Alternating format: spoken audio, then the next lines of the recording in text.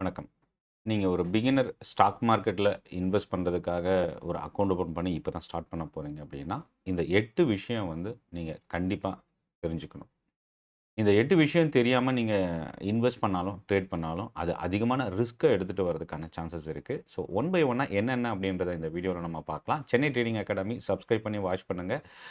என்னோட டெலகிராம் குரூப்போட லிங்க்க டிஸ்கிரிப்ஷன்ல இருந்து நீங்க யூஸ் பண்ணிக்கலாம். ட்ரெய்னிங் செஷன்ஸ் நடக்குது சென்னை தாம்பரம்ல. அதுக்கான லிங்க்கும் டிஸ்கிரிப்ஷன்ல இருந்து நீங்க யூஸ் பண்ணிக்கலாம். இப்போ வீடியோக்குள்ள போகலாம். ஸோ ஃபர்ஸ்ட்டு நம்ம இதில என்ன பார்க்க போறோம் அப்படின்னா, இந்தியன் மார்க்கெட் ஃபர்ஸ்ட் எப்படி ஃபங்ஷன் ஆகுதுன்றத தெரிஞ்சுக்கணும்.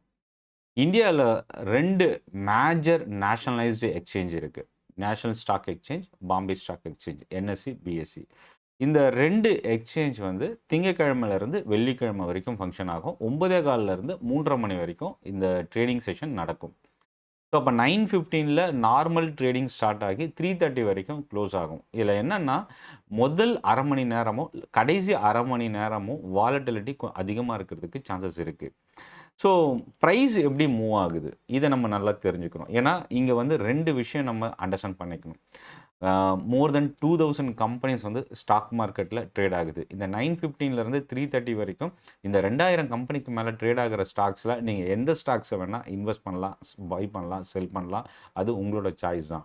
பட் இதை ரெகுலேட்டர் எக்ஸ்சேஞ்ச் எப்படி கேட்டகரைஸ் பண்ணியிருக்கிறாங்க அப்படின்னா, பிராட் மார்க்கெட் இண்டெக்ஸ் அப்படின்னு ஒரு கேட்டகரைசேஷன் இருக்குது. அதாவது 2000க்கு மேலே இருக்கிற இந்த கம்பெனி லிஸ்ட்டில் முதல் 500 கம்பெனியை கேட்டகரைஸ் பண்ணியிருக்கிறாங்க. இதுதான் Brad market index.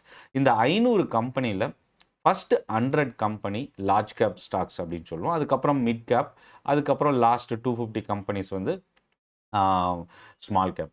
So first 100 large, ரெண்டாவது 150 மிட் கேப், அடுத்த 250 ஸ்மால் கேப். இந்த 500 கம்பெனி தான் ஃபர்ஸ்ட் 500 கம்பெனிஸ்னு சொல்லலாம். ஓவரால் மார்க்கெட்டில் ட்ரேட் ஆகிற கம்பெனிஸில். அடுத்தது இண்டெக்ஸ். ஸ்டாக் மார்க்கெட்டில் நம்ம ஸ்டாக்கில் மட்டும்தான் இன்வெஸ்ட் பண்ண முடியுமா அப்படின்னா, ஸ்டாக்கில் நீங்கள் இன்ட்ராடே ட்ரேடிங்கும் பண்ணலாம். இன்வெஸ்ட்மெண்ட்டும் பண்ணலாம். இன்வெஸ்ட்மெண்ட்ன்றது இன்னைக்கு வாங்கி இன்னைக்கு செல் பண்ணாமல் நீங்கள் என்னைக்கு செல் பண்ணாலும் அது இன்வெஸ்ட்மெண்ட். அதே போல் இன்றைக்கே வாங்கி நீங்கள் இன்றைக்கே செல் பண்ணிட்டீங்கன்னா அது இன்ட்ராடே. இப்போது இது இண்டெக்ஸ்லேயும் நம்ம ட்ரேட் பண்ண முடியும். இண்டெக்ஸ்னால் என்ன அப்படின்னா, ஒரு பேஸ்கெட் ஆஃப் ஸ்டாக்ஸு. ஒரு 30 கம்பெனி இல்லை 50 கம்பெனியோட ஓவரால் வெயிட்டேஜை பொறுத்து அந்த இண்டெக்ஸ் மாறும். அந்த 50 கம்பெனிஸ் அதிகமாக இன்க்ரீஸ் ஆகுது அப்படின்னா இண்டெக்ஸ் இன்க்ரீஸ் ஆகும். அந்த 50 கம்பெனிஸில் most of the stock fall ஆகுதுன்னா இண்டெக்ஸ் ஃபால் ஆகும். ஸோ அப்போ இண்டெக்ஸில் நம்மளால் இன்வெஸ்ட் பண்ண முடியுமானா கண்டிப்பாக நம்மளால் இன்வெஸ்ட் பண்ண முடியும். ஸோ இதில் மேஜர் பெஞ்ச்மார்க் இண்டெக்ஸ் என்எஸ்சியில் பார்த்தீங்கன்னா நிஃப்டி 50 இருக்குது, பிஎஸ்சியில் சென்செக்ஸ் இருக்குது. நிஃப்டி 50ல் 50 ஸ்டாக்ஸும், சென்செக்ஸில் 30 ஸ்டாக்ஸும் இருக்குது. அடுத்து 3வது விஷயம் ஃபியூச்சர் அண்ட் ஆப்ஷன்ஸ். இது ஒரு டெரிவேட்டிவ் மார்க்கெட். நீங்கள் பிகினர் அப்படின்னா இந்த மார்க்கெட்டை லேர்ன் பண்ணாமல் நீங்கள் என்டர் ஆகக்கூடாது. ஸோ அப்போ பேசிக் பிகினராக வரீங்க அப்படின்னா நீங்கள் ஃபஸ்ட்டு ஸ்டெப் இடிஎஃப்ஸ், அதாவது பேஸ்கெட் ஆஃப் ஸ்டாக்ஸில் இன்வெஸ்ட் பண்ணலாம். எக்ஸ்சேஞ்ச் ட்ரேடட் ஃபண்ட்ஸ் அப்படின்னு சொல்லுவோம். லாங் டேர்முக்கு நீங்கள் ஃபோக்கஸ் பண்ணுறீங்கன்னா இடிஎஃப்பில் சூஸ் பண்ணலாம். ஏன்னா எனக்கு ஸ்டாக்கு செலக்ட் பண்ண தெரியாது, எந்த மாதிரி ஸ்டாக்கில் நான் இன்வெஸ்ட் பண்ணணும்னு எனக்கு புரியல. ஸோ அப்போ நீங்கள் என்ன பண்ணலான்னா, குரூப் ஆஃப் கம்பெனிஸ் இல்லை குரூப் ஆஃப் ஸ்டாக்ஸு இடிஎஃப்பாக ட்ரேட் ஆகும். இல்லை தீமெட்டிக் இடிஎஃப்ஸ் இருக்குது, இண்டெக்ஸ் இடிஎஃப் இருக்குது, செக்டோரல் இடிஎஃப்ஸ் இருக்குது. நான் ஆட்டோ செக்டாரில் மட்டும் இன்வெஸ்ட் பண்ணணும்னா ஆட்டோ செக்டாருக்கான இடிஎஃப் இருக்குது. இந்த மாதிரி நீங்கள் இடிஎஃப்பை சூஸ் பண்ணலாம். அதுக்கு அடுத்த கட்டம் தான் நீங்கள் ஸ்டாக். இடிஎஃப் ஒரு beginner first entry level. Second level தான் ஸ்டாக்ஸில் இன்வெஸ்ட் பண்ணுறது. தேர்டு இன்ட்ராடே டே ட்ரேடிங்.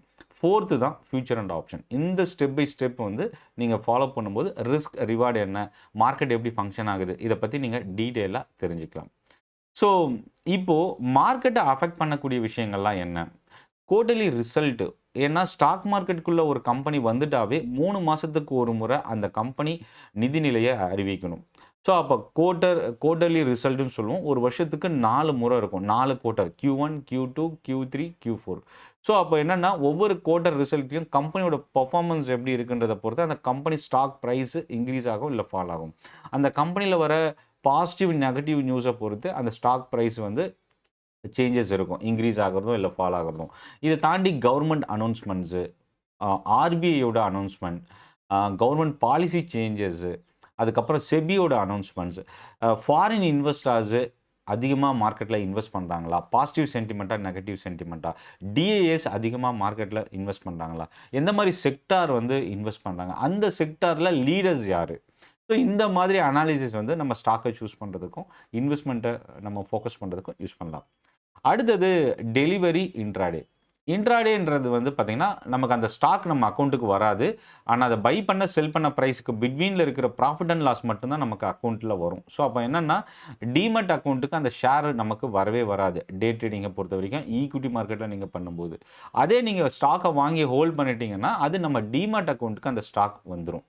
ஸோ இந்த ரெண்டுத்துக்கும் இருக்கிற டிஃப்ரென்ஸ் அதான். மூணாவதா இன்னொரு முக்கியமான விஷயம் என்னென்னா, ஃபியூச்சர் அண்ட் ஆப்ஷன்ஸ்க்கும் டிமெட் அக்கௌண்ட்டுக்கும் சம்மந்தமே கிடையாது. ஏன்னா, நீங்கள் ஒரு டிமெட் அக்கௌண்ட் ஒரு ஸ்டாக் புரோக்கர்கிட்ட போய் நீங்கள் ஒரு ட்ரேடிங் அக்கௌண்ட் ஓப்பன் பண்ணுறீங்கன்னா, 2 அக்கௌண்ட் ஓப்பன் ஆகும். ஒன்று ட்ரேடிங் அக்கௌண்ட், இன்னொன்று டிமெட் அக்கௌண்ட். ட்ரேடிங் அக்கௌண்ட்டில் வந்து நீங்கள் பணம் போடலாம். அந்த பணம் போடுற அமௌண்ட்டுக்கு நீங்கள் எக்ஸ்சேஞ்சில் ஷேர்ஸ் வந்து வாங்கி ஹோல்ட் பண்ணலாம். அப்படி வாங்குகிற ஷேர்ஸு இந்த டிமெட் அக்கௌண்ட்டுக்குள்ளே வந்து ஸ்டோர் ஆகும். ஸோ அப்போ என்னென்னா, ட்ரேடிங் அக்கௌண்ட் ஸ்டாக் புரோக்கர்ட்டையும், டிமெட் அக்கௌண்ட் வந்து டெபாசிட்ரிலையும் நம்ம ஓப்பன் பண்ணலாம். டெபாசிட்ரின்னு பார்க்கும்போது இந்தியாவில் 2 மேஜர் டெபாசிட்ரிஸ் இருக்காங்க. ஒன்று சிடிஎஸ்எல், இன்னொன்று என்எஸ்டிஎல். அடுத்தது ஸ்டாக் ப்ரைஸ் வந்து எப்படி சூஸ் பண்ணுறது அப்படின்றத பார்த்தோம். மூவ்மெண்ட் டெக்னிக்கலில் வந்து ரொம்ப ஃபெமிலியர் இல்லை பாப்புலர் அப்படின்னா சப்போர்ட் ரெசிஸ்டன்ஸ் லெவல் தான். ஸோ சப்போர்ட் லெவல்ன்றது ரொம்ப ஒரு க்ரூஷியல். ரெசிஸ்டன்ஸ் லெவல்ன்றது வந்து பார்த்திங்கன்னா ஒரு பாசிட்டிவ் சைடில் மூவ் ஆகக்கூடிய ஒரு விஷயம். சப்போர்ட் வந்து நெகட்டிவ் சைடில் மூவ் ஆகக்கூடிய ஒரு விஷயம். இந்த 2 லெவல் வச்சுட்டு நம்ம வந்து டே ட்ரேடிங்க்கு யூஸ் பண்ணலாம், இன்வெஸ்ட்மெண்ட்டுக்கும் சூஸ் பண்ணலாம். அடுத்தது டெக்னிக்கல். டெக்னிக்கல் வரும்போது கிட்டத்தட்ட மோர் தென் 100 ஸ்ட்ராட்டஜிஸ் இருக்குது. நீங்கள் எந்த ஸ்டாக் புரோக்கர்ட்ட அக்கௌண்ட் வச்சுருந்தாலும் அந்த ஸ்டாக் புரோக்கர்ட்ட சார்ட் அவைலபிள் இருக்கும். அந்த சார்ட்டில் நம்பர் ஆஃப் டெக்னிக்கல் ஸ்ட்ராட்டஜிஸ் வந்து அவங்க அப்ளை பண்ணுறாங்க. ஸோ அந்த ஸ்ட்ராட்டஜியை யூஸ் பண்ணி நமக்கு கன்வீனியண்ட்டாக இருக்கிற ஸ்ட்ராட்டஜியை பொறுத்து பை செல் சிக்னலை வந்து நம்ம அண்டர்ஸ்டாண்ட் பண்ணிவிட்டு அதுக்கேற்ற மாதிரி டிரான்சாக்ஷன்ஸ் நம்ம இன்ட்ராடேவோ இல்லை டெலிவரியோ இல்லை ஃபியூச்சர் அண்ட் ஆப்ஷன்ஸில் சூஸ் பண்ணலாம். ரிஸ்க் மேனேஜ்மெண்ட் ரொம்ப முக்கியமானது. ரிஸ்க் மேனேஜ்மெண்ட்ன்றது டே ட்ரேடிங்க்கு மட்டும் இல்லை, இன்வெஸ்ட்மெண்ட்க்கும் இருக்குது. நீங்கள் வந்து ரூ. 1000 ப்ராஃபிட்டுக்காக நீங்கள் ஒரு டிரான்சாக்ஷன் பண்ணுறீங்கன்னா, அதே ரேஞ்சுக்கான லாஸையும் நீங்கள் ஃபிக்ஸ் பண்ணிக்கணும். ஸோ டார்கெட் வந்து ₹1000 அப்படின்னா, நீங்கள் பை பண்ணதுக்கப்புறம் அது ரூ. 1000 போகிற வரைக்கும் வெயிட் பண்ணணும்னு அவசியம் இல்லை. ரூ. 1000 என்ன ப்ரைஸ் வருமோ அந்த ப்ரைஸை நம்ம முன்கூட்டி வாங்கும்போதே செல்லிங் ஆர்டரை பஞ்ச் பண்ணிடலாம். அதே போல் ₹1000 லாஸ் வரும்பொழுது மேக்ஸிமம் ஆட்டோமேட்டிக்காக அது செல் ஆகிற மாதிரி ஸ்டாப் லாஸ் ஆர்டரும் நம்ம பஞ்ச் பண்ணிடலாம்.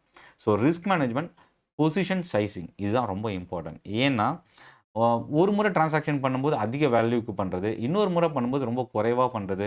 ஸோ இது வந்து பார்த்திங்கன்னா ரிஸ்க்கு வந்து நமக்கு, ஏன்னா ப்ராஃபிட் வரும்போது ரொம்ப குறைவான பொசிஷன் எடுத்திருப்போம், லாஸ் வரும்போது அதிகமான வேல்யூக்கான பொசிஷன் எடுத்திருப்போம். அப்போ என்ன ஆகும்னா நீங்கள் ரிஸ்க் ரிவார்டை சரியாக மெயின்டைன் பண்ண முடியாது. ஸோ எமோஷனல் கண்ட்ரோல், அதாவது வாங்கி நம்ம வந்து ஒரு ப்ராப்பர் ட்ரேடிங் செட்டப்போ இல்லை இன்வெஸ்ட்மெண்ட் செட்டப்போ நம்ம வச்சுருக்கணும். எந்த ட்ரெண்டை பேஸ் பண்ணி நம்ம பண்ண போகிறோம், டெக்னிக்கலை பேஸ் பண்ணி பண்ண போகிறோமா, இல்லை ஃபண்டமெண்டல் பேஸ் பண்ணி பண்ண போகிறோமா, மேக்ஸிமம் எவ்வளோ ரிஸ்க் எடுக்கலாம், எவ்வளோ டார்கெட் வைக்கலாம், இதை பற்றி ஒரு கம்ப்ளீட் செட்டப் கிரியேட் பண்ணிட்டு தான் நம்ம யூஸ் பண்ணோம். அப்படி பண்ணும்போது எமோஷனலை நம்ம கண்ட்ரோல் பண்ண முடியும். ஸோ இந்த வீடியோ உங்களுக்கு யூஸ்ஃபுல்லாக இருக்கும் அப்படின்னு நினைக்கிறேன். சென்னை ட்ரேடிங் அகாடமி சப்ஸ்கிரைப் பண்ணி வாட்ச் பண்ணுங்கள். தமிழில் ஸ்டாக் மார்க்கெட்டை லேர்ன் பண்ணுறதுக்கான பெஸ்ட் யூடியூப் சேனல். மேலும் நிறைய இந்த மாதிரி வீடியோஸ் நீங்கள் ரிசீவ் பண்ணணும் அப்படின்னா லைக் பட்டன் ப்ரெஸ் பண்ணுங்கள். நன்றி, வணக்கம்.